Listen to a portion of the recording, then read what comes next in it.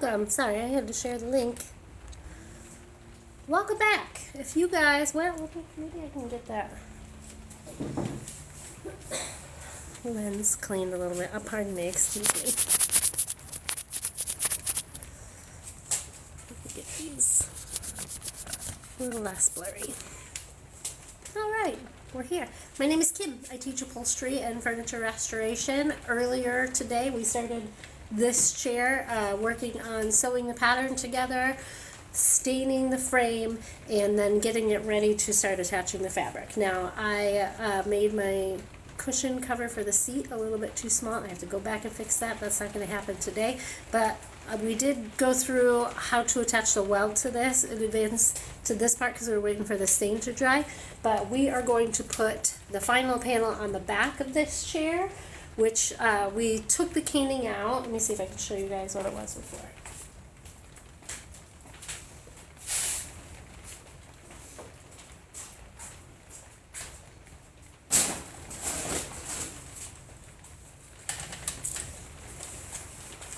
So this, 2 of the 4 of these chairs, the caning was completely ripped out, or ripped up. It was still attached, but it was ripped up. So I removed it, and we're going to replace it with fabric because I don't know how to do caning. Even though I can buy it by the sheet, I think it'll look much nicer if I use fabric, and I'm taking it back. If you guys want to see, that's what it looks like done. That's what it looks like before. So we're going to make it look like this today. And the last step we have for this chair, besides finishing the seat, is putting the upholstery on the back of the chair. So I'm going to turn this around, and this won't take a super long time, but I do want to go over some of the details. So one of the things that we want to have ready before we get going is all the tools that we're going to need.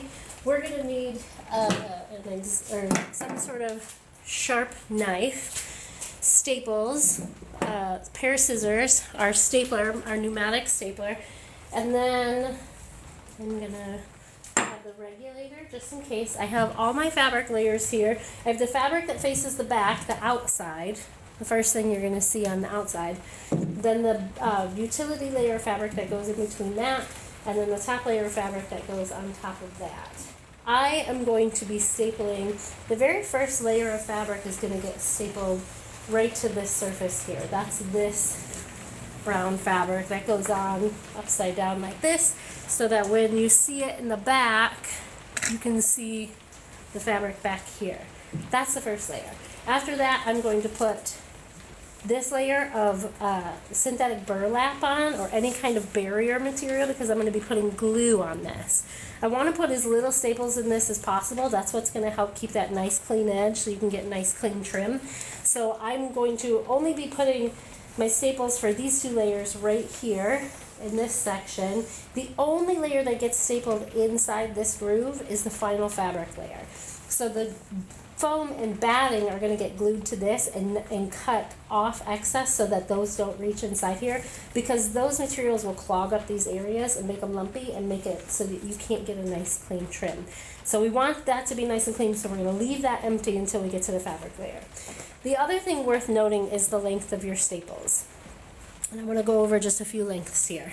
I have my 1/2 inch staples, my 1/4 inch staples, and I believe these are 3/8 inch staples. These are just slightly under a 1/2 inch, about 1/8 of an inch under. And I'm going to be using I'm only going to be using 2 of the layers of staples. I'm not going to be using this 1/2 inch layer of staples today, because this material alone, this piece of wood, is just under a 1/2 inch thick. So if I staple to the top here, it's going to pop out the back. And especially when I staple in that channel there, it will pop out the back. These are too short for inside the channel, but I do need them to attach everything to this area here. But they're way too short to put inside the channel. They won't hold the fabric down, which is why I need the 3/8 inch staples, because these are not too long that they're going to pop out the back, but they're not so short that they won't connect with the bottom. So, and I have very few of these left, so we're going to be very careful with that. So the first layer we're going to attach is the velvet layer that faces the back, and I'm going to put those staples in my machine. So we want the velvet layer to go on there, and we want the velvet to go on in the right direction. So it should be, and let's see if I can do this over here, you guys can still see, it should wipe down top to bottom, and when you wipe it this way, it should mess up the nap, bottom to top. So if I wipe it this way and it wipes down, then this is my top, which means when I flip it over this way, it's going to go on. So I've already got these pieces cut, but you'll want to measure and cut, and you also want to try and make sure you don't just have enough to reach the areas you want to staple, but that you have enough to hold it with your hands and pull, because you're going to need to do that. And I have some pretty sketchy areas where I've not had enough material. So I'm going to first drop a staple in the middle on the top, and then I'm going to stretch this fabric all the way to the bottom pretty taut. Nothing is going to be pushing any weight on this from the back. It's only going to be pressure from the front. So this can be pretty taut layer. Not so tight if someone pushes on it, it's going to rip away from the staples, but so tight that it's not going to come up if you pull on it. So I did a staple in the middle here and a staple in the middle here. The next step is to do a staple in the middle on the sides. And that's to make sure that my material doesn't shift when I go to put the rest of the staples in. I always like to make sure that the fabric is evenly distributed and stretched out before I put 100 staples in. So you're going to see me put one in the middle on the top, one in the middle on the bottom, one in the middle on each side, and then I'm going to go to the corners and corners here and get it all stretched out, and then I'll be able to fill in the gaps of my staples. So first staple here, I'm going to put in the middle-ish on the side. And again, I'm putting this inside this channel because no one's going to see this. And then I want to make sure I pull directly across from here, pretty taut. Don't feel any staples coming through, so feel good about it. And now I got a good stretch here. Now I want to stretch up here in the corners. So I'm stretching not just over, but down too, and it kind of just feels like I'm stretching diagonally at the end of the day. And then directly across from that corner, I'm going to do the bottom corner. I'm stretching out and up so that I'm getting rid of any excess material here. Like, you don't want it to be loose here or else it's going to staple and wrinkle. You want it to be nice and tight. From this staple, from this staple. The two corners down. I've only got 6 staples in here right now, people. We do not need to put all the staples in yet. Stretch this out, and this is starting to look like a little trampoline on here. We can do this corner down here. And now that I've got everything stretched out and evenly distributed, now I can start throwing in all those extra staples. And I don't need 100 here. I'm going to be putting more staples on top with the next layer. So I'm just going to put enough in to hold it still. Everybody like 1.5 inches away. Had some stain. Came out of one of the holes in the back. Be very careful of that. So I'm going to go between these 2 staples now. I'm also pulling it over to the side still. So it's still actively stretching it.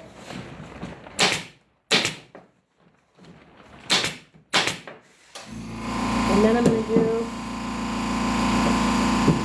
down this row.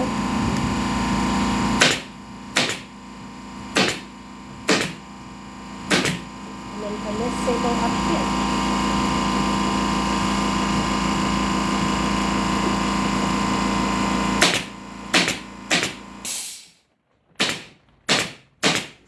Now I can remove all of the extra fabric. Want to double check the back. Make sure it's looking nice. Looking good for my end. I'm going to put it back down, and then I'm going to cut this completely off. Let me get I need a sharp blade first.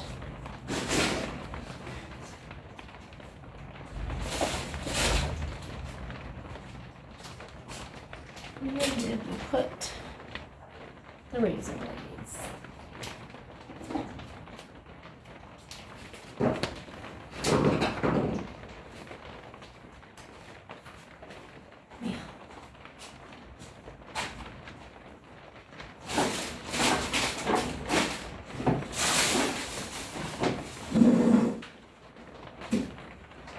enough and I just have to hope for the best on this one. I just had all my blades real close by.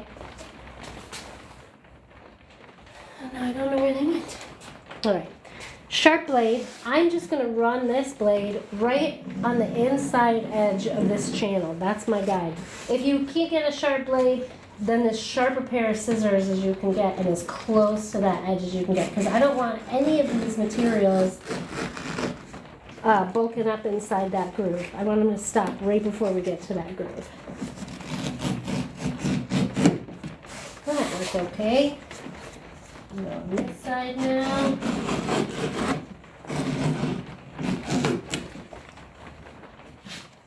And we're going to cut around the front here. And I'm just pushing my blade right into the wall there so I can keep it closed.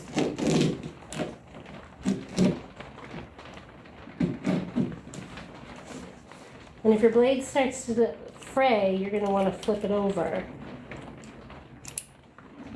so you can use the sharper side.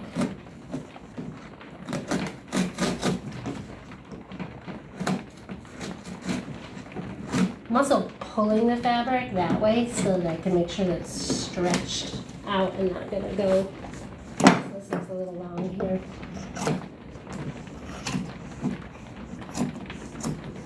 You may be able to get close enough that you can come in with scissors and remove any excess. This staple got real close to the edge there. But you can run your scissors right through the channel so that it cuts it. But when you go to do your final layer, you're definitely going to want a sharp razor blade because you're going to want to cut off as much of the goopy stuff as possible to make it clean. So before I can put my foam and batting and top fabric on here, I need to put a layer of barrier fabric. That's going to make it so that I can spray this layer with glue. Because outside of this layer and this layer, I don't want to put any more staples in this area because if you put too many staples in it, it's going to damage the frame. But I can't glue to this fabric because it'll show through the other side. So I'm going to put a barrier layer of fabric on here. I put the shiny side up because it sticks to the foam better. It doesn't really matter. Foam will stick to it either way. This is such a tiny area.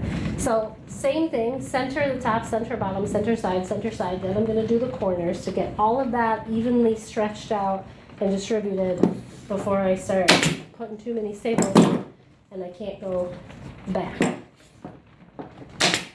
I'm still using the really short staples because I don't need really long ones. I'm not going through a lot of material here. Top, bottom, side. Now I'm doing the corners.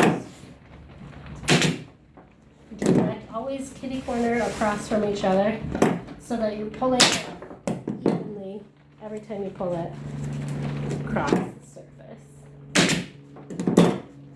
And if you guys are here and you're learning anything, all I ask is that you tap the screen as violently as possible. When you do that, you're sending my stuff through the For You page, and that's how people find out I teach classes. And I teach my classes 4 days a week. You can attend them virtually or you can attend them in person.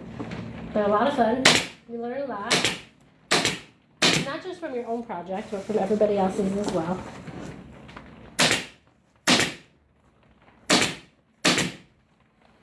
And then this way.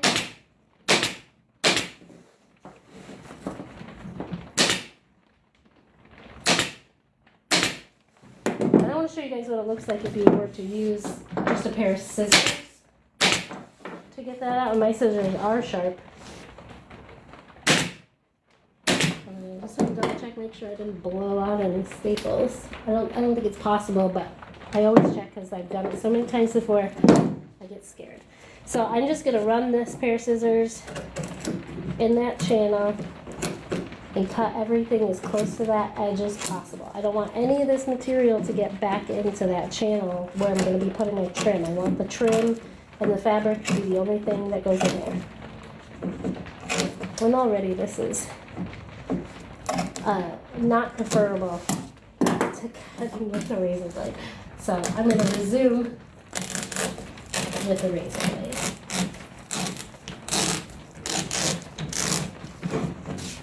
That looks better.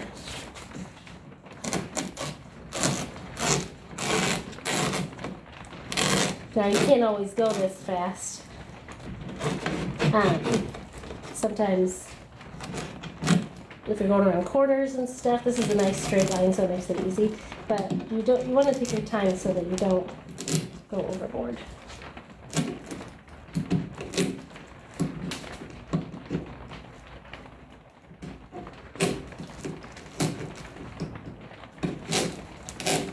You can already see it starting to fray.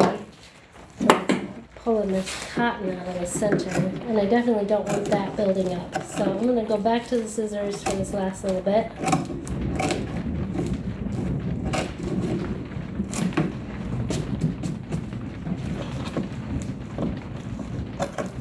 It is storming outside. It's been raining all day.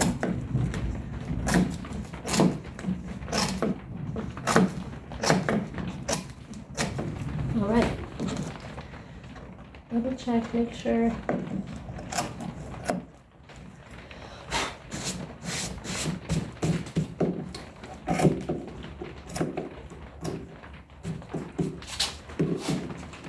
Give it the old haircut all the way around. This is essential to having a nice clean look. You gotta get all of the excess off. Every layer, get the excess off before you put on the next layer. Otherwise, you're fighting through a lot of layers. Wasting your time. So the next layer that goes on top of this is going to be the foam layer. And I'm using a 1/2 inch foam because this doesn't need, it just needs a little bit of padding. It didn't have any padding before. Remember that. 1 inch I think would be too much of a lump on the back of this chair. And you would like feel it on your back, but 1/2 inch is just padding the back of the chair. That's better.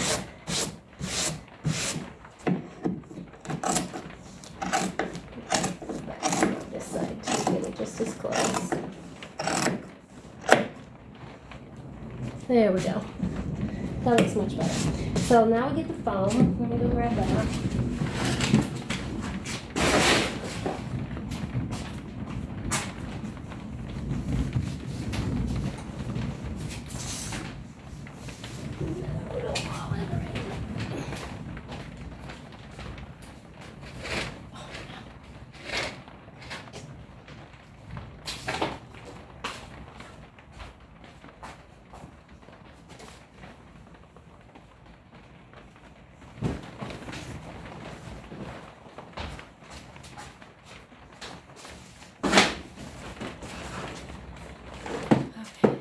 So just need to measure and cut some 1 inch foam or 1/2 inch foam.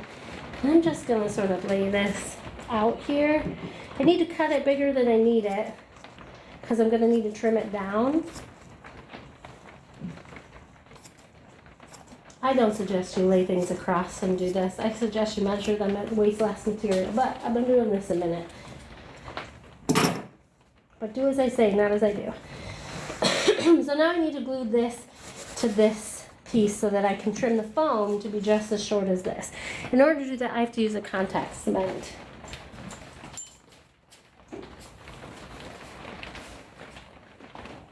And this is my contact cement. And this cement is actually strong enough to fuse 2 pieces of foam together. That's specifically what it is used for. But it will also fuse the foam to this. If you have spray adhesive from like Home Depot, the 3M stuff, that'll work for this purpose, but it will not fuse foam together. But this is sort of just my catch-all for all spray adhesives. Contact cement only sticks to itself, so you have to spray the surface you're gluing it to and the surface of what's being glued to that. So I'm going to spray both this and the foam. Now it sort of comes out like Spider-Man's web. You can see it. I'm not interested in getting this close to the edges. I don't need it to be glued all the way down. I just need it to hold still while I cut it. So I'm just putting like a little core of glue up the center. And the same thing here. Now you do have to wait for it to get tacky before you stick it together. And it only takes like 15-20 seconds to do that. But I do this waving motion so that I can dry it faster. And then I just set it down on top. Now the thing is once you set it down, that's it. It's stuck. Like this will not come up anymore. It's stuck permanently.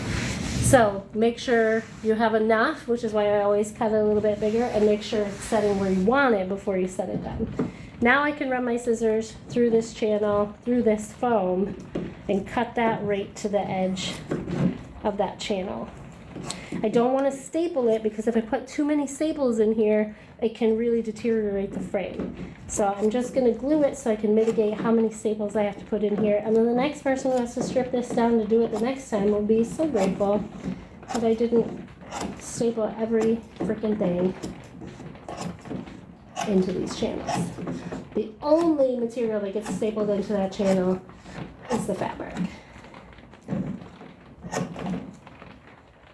And I'm getting close to the edge here. There we go. Come back down to this side. And I'm just following right with the frame. I'm like running my scissors right to the edge so that when I trim my foam up, it cuts it. Now you're not going to be able to use scissors to cut all foam. Some of it is going to be too dense. But 1/2 inch foam, 1 inch foam, scissors work pretty good. That looks good.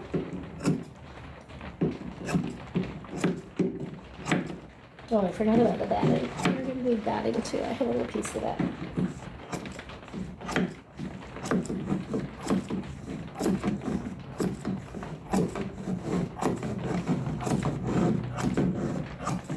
So now when I go to push my fabric down here, this foam is not going to get clogged up in that channel. It stops at the channel. So my trim will go on nice and neat.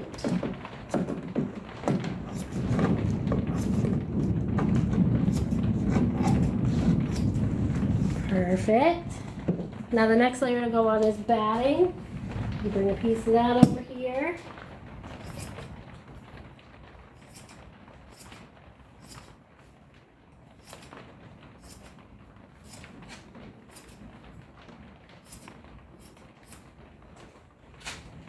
Now this is polyester batting. You could use cotton batting if you want. I don't like to use cotton batting on chair backs too much because they are heavy and they fall to the bottom over time through gravity. So I don't like to use it too much in areas where it's at risk of falling.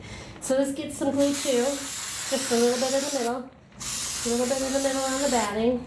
I don't want to get it on the edges where I have to cut it because then I'll destroy my fabric scissors because that's the only thing I have in here to cut it. But I'm just going to get this, set it on the top, and I'm going to trim this right to the edge of the foam.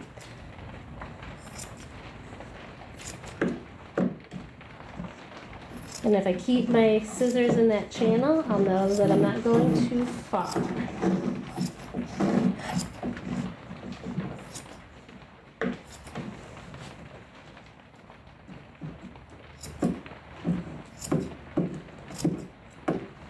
And I can move this out of my way as I go so that I can see what I'm doing.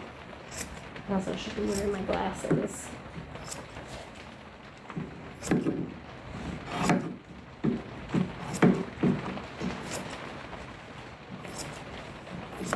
Pretty good eyeball guess for cutting that batting out just now.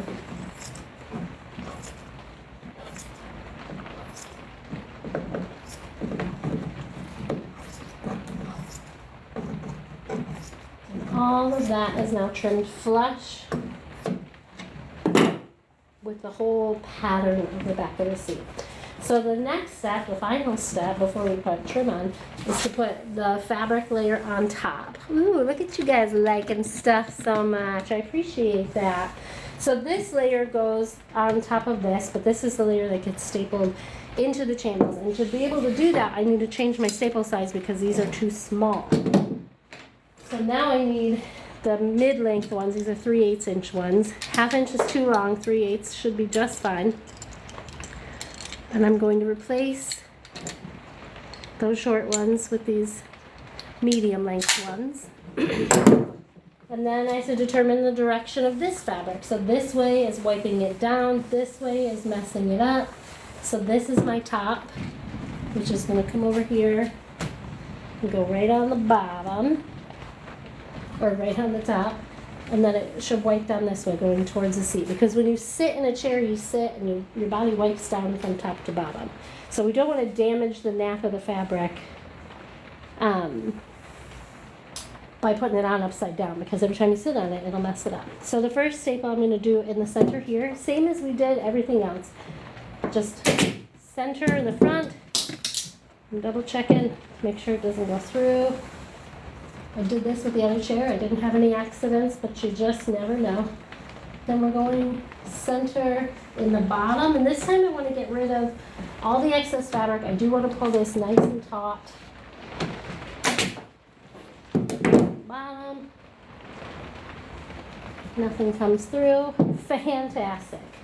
So next we're going side to side. This is where you got to be careful not to mess up your stripes. I'm doing one in the center over here.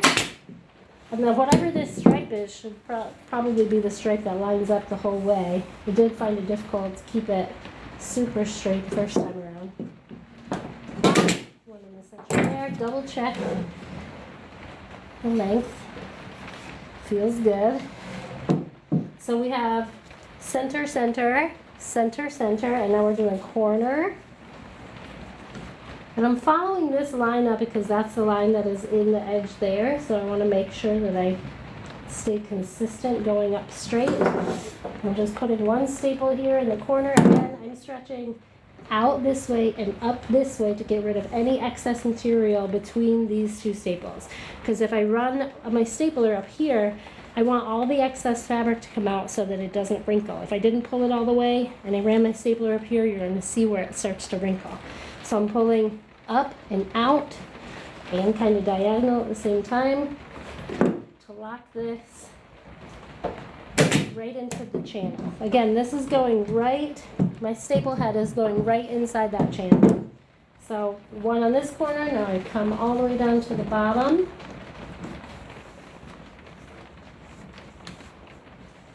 Stretching up and out.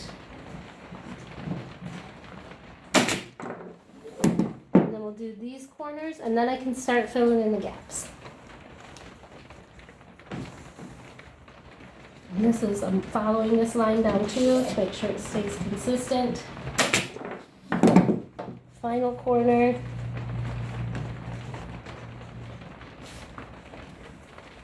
Following that line up, that looks good. Okay, so now I have all of my corners and all of my sides, all of my ends done. Now I can start going around and filling in the gaps. So I go between staples. I'll start down here, closest to me. And I'm just going to work my way from one staple to the next. And I'm sort of like push all this excess fabric down so it doesn't wrinkle. But because I've stretched it off, really I just gotta follow that with my fingers.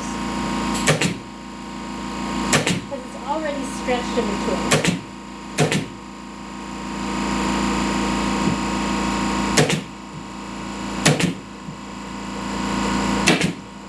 That looks great. And I don't know if you can see from here, but all of these staples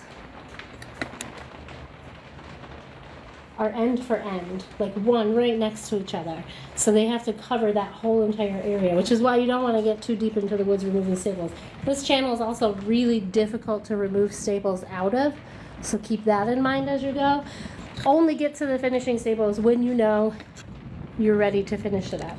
So now I'm just going to work my way up from this staple down to the next one.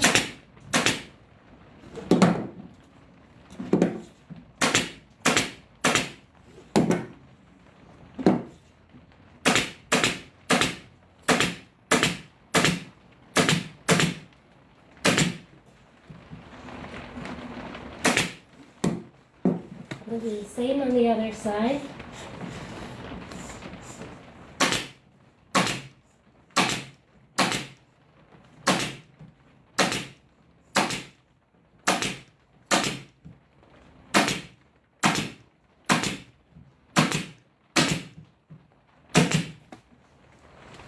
Yay! I'm feeling any blowouts on the other side. I don't know why I'm scared. I know that the staple isn't long enough, but terrified usually at the closing stage to get anything right. I'm going to turn this so that I can access it easier.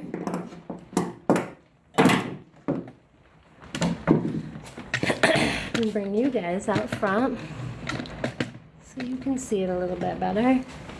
And now we're going to work our way up to this bottom corner here. Well, we'll work from the bottom corner down. How about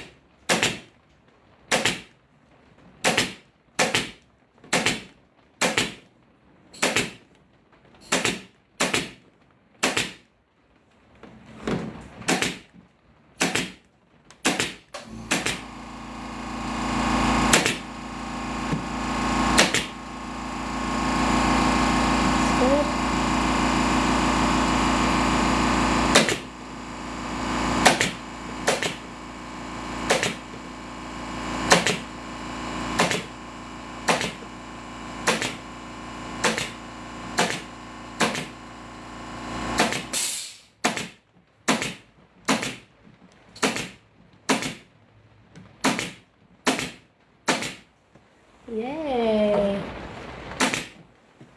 And now I just got the bottom here left to do.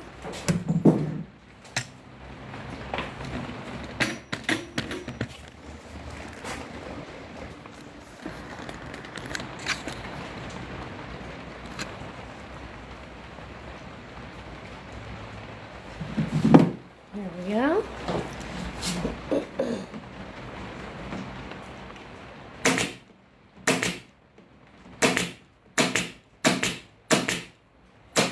And again, these are all just going in that channel.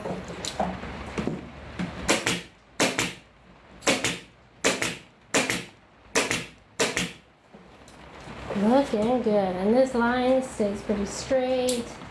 This line stays pretty straight. All these look pretty straight. I'm ready to start removing fabric. This is the nerve-wracking part.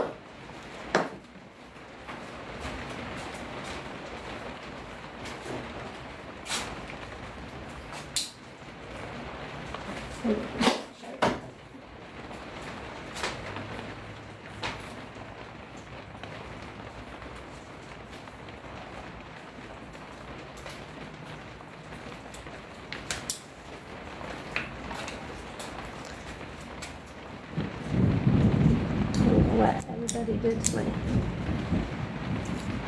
sharp knives. Let's see how this works. So now I'm just going to take the knife, I'm pointing it to the outside wall of that channel so that I can keep as much fabric as possible. But I'm just cutting right down the edge to get that cut as clean into that channel as I possibly can. Because the goal is to get this welt to fit in there nice and clean without seeing any fraying. So we've already attached it. Now we're just removing the excess fabric with a razor blade, a sharp one. You don't want your fabric to fray. If your fabric starts to fray, you have to flip your razor blade over and change the blade. I brought my brand new razor blades out here to have fresh blades today, and they're already missing. So that's fine. Oh, I might have put it in the sharp strap. Yay! I did. So I think that in. Okay. That one's already starting to fray, so I'm going to replace the blade. I get my blades in bulk. I like DeWalt. They're sharper than Stanley or Makita. They last a little bit longer. I burn through a lot of blades.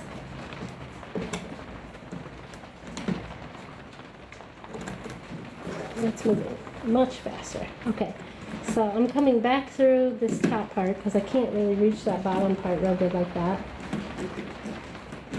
I'm going real slow so I don't accidentally slip and cut the fabric or scratch the wood.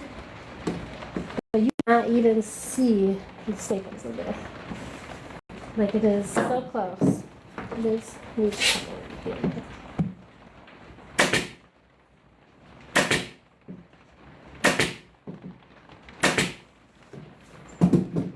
so that these staples, when they're done this cleanly, it's so easy to put a nice clean trim on so that it looks nice and neat. And the key to that is keeping the foam and batting away from where your last row of staples is going to be with your fabric.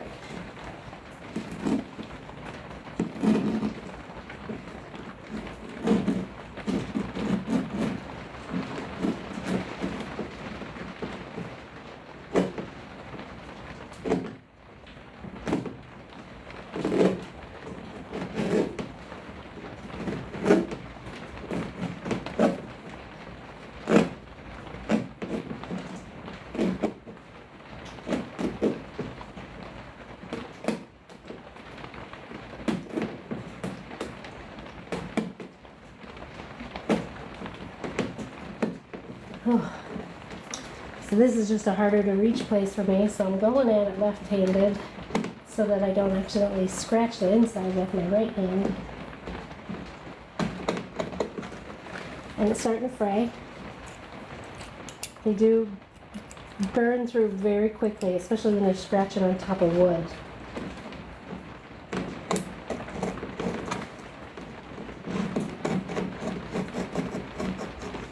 And again, the direction you point the knife in is pretty important. If I were to point it in this direction, it's going to cut through that fabric on the other side of that staple, and the whole thing's going to come off. Look at her. That is pretty. One more staple.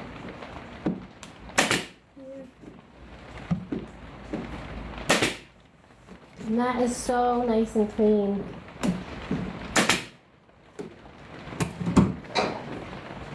Release.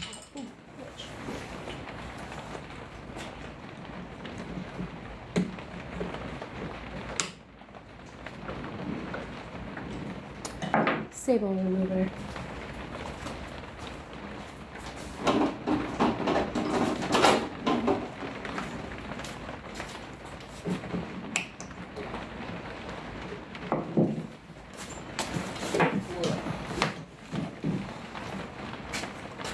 And if you guys were here with me last hour, you got to see me put the welt on the other chair. Looks like this. So the welt is hot glued into this area, and that's just a piece of fabric folded over a piece of rope, sewn tight into the rope, and then I cut almost all of the edge off so it's just a little nub. All of this fits inside that channel. So you can't see where it's glued and you can't see where the staple is. And it makes it look so nice and clean. I don't have any of this sewn, and we broke the needle on the sewing machine and I don't have any more. So I can't sew this for you today. So that wraps up today's lesson of upholstery. Let's go take a look at what this looks like with the seat on it, shall we?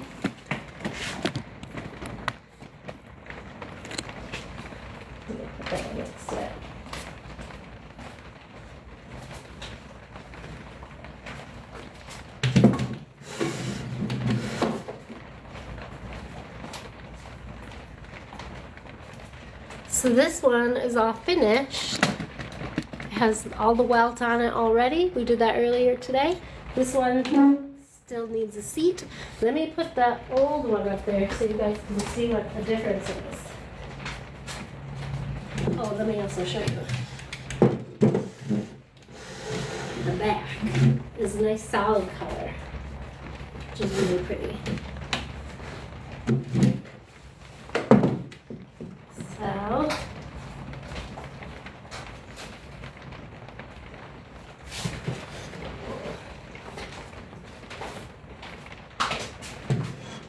this is what they look like before.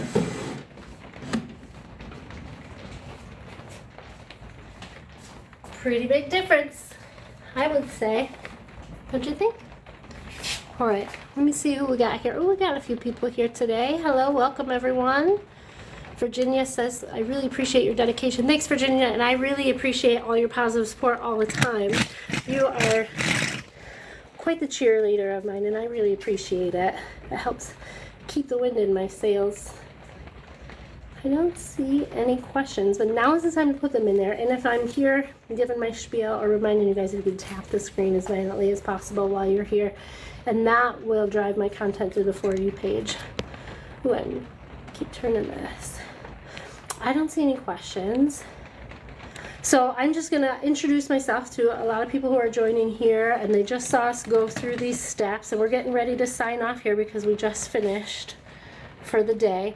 But we transformed this cane back chair into this upholstered chair. This is what they look like on the back, solid gold velvet on the back, because the caning on two of the chairs was ripped. So this was our problem solved, so we could do a quick flip of furniture and sell this table set.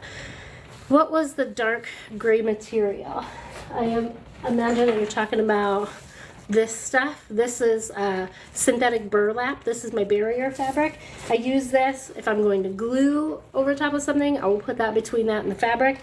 I use it as a barrier fabric for surfaces like inside a chair. I might put it on the back of a chair too, over top of some jute webbing to prevent the foam from going through. Creates a nice barrier layer to have foam and batting and everything put on it. Thanks for asking, Dee Dee. So my name is Kim. I teach upholstery and furniture restoration workshops 4 days a week here in Ann Arbor, Michigan. But my classes are open to virtual students as well as in-person students, so you can attend the class over Zoom. All of my classes are 3 hours long, and they're each $75, but right now through August 14th, all of my classes are buy one, get one half off. And you can apply that to any of my classes from now until my schedule is up right now through November. So now's a good time to purchase the classes, even if they're a little bit further down the road, because you won't get this deal later on down the road. Normally they're buy 3, get 1 free, and they're always bring a friend free, so you can bring a friend too. If you don't live in the Michigan area, you can't drive here, you can attend these classes over Zoom. You just bring your project to class, sign in, and I will walk you through every step of the way. You'll listen to me walking other students through. We usually get a pretty good mix of virtual and in-person students, and so there makes it a lot easier to sort of like visit all the stations. We have up to 8 people in class at a time, but if they bring a friend free, we can have 16, but they're working on 8 different projects. So someone else said, what is the dark gray material called, please? It's called synthetic burlap, or you can use regular burlap, or you can use any heavy-duty material that is like nice and sturdy underneath. It doesn't have to be a synthetic burlap. It can be canvas, it can be duck cloth. So it's okay to single pipe and cut off the excess fabric and glue it, is what I got, the last bit. Yeah, so this is up here. Close. All of the single welt is glued in. A double welt would be glued on too.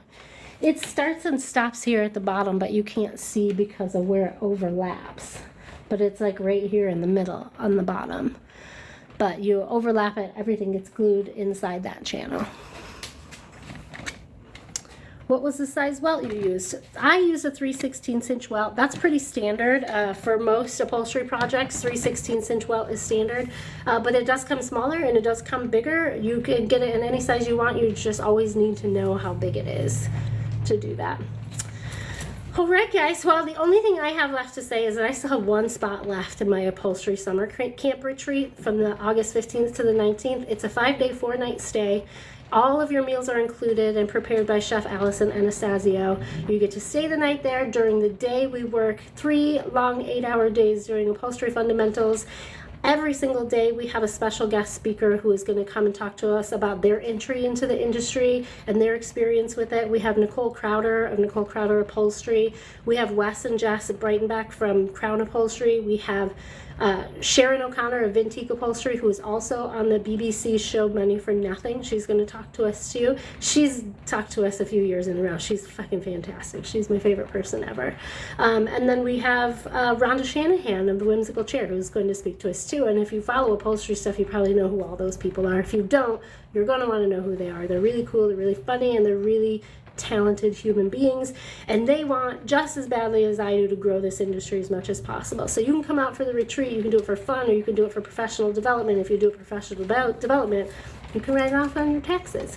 But if the weekend retreat is cost prohibitive for you, I do teach my classes 4 days a week. Regularly, they're $75, and right now they're buy one, get one free. So that's up there too. Just make sure in order to get the sale, you have to apply it before August 14th, because after August 14th, the sale is over. It applies automatically in your cart at checkout. You just add as many classes as you want, and you can use the discount unlimited times for as many classes. Dee Dee just signed up for 12 classes. Dee Dee's going to be with me once a week every month until November, which I'm pretty excited about it. So if you haven't signed up for classes with me already, go ahead and do that. If you're in the area and you come to classes with me in person, on Wednesdays I do free classes at House into Home now, which you don't bring your project. You'll be working on projects at House into Home, but the furniture projects that they provide, when we fix them all up, they go to families in need who are getting into like their first secure housing from being homeless, and they provide them with all of the furniture and all of the home decor and all of the items and stuff that they need. So Wednesdays I host a free class where you can come and flip that furniture with me. Still learn upholstery, but you're not working on your own project. But it's 100% completely free. I'm partnered with House into Home, and we got a grant to provide those services for you guys. So if Dee Dee, if you're in the area on a weekend, maybe you come out a couple days earlier and you can help on a Wednesday too. Thank you guys so much for being here. I really enjoy your company. I enjoy teaching you. I enjoy answering your questions. If you want more supplemental upholstery education, you can join my free Facebook group called the Local Upholstery Club. You can post about your questions in there, post your projects. If you're stuck on something, just tag me in it and I'm happy to answer it for you. Thanks. I'm out of here for the day. I appreciate you guys' help. We'll see you later.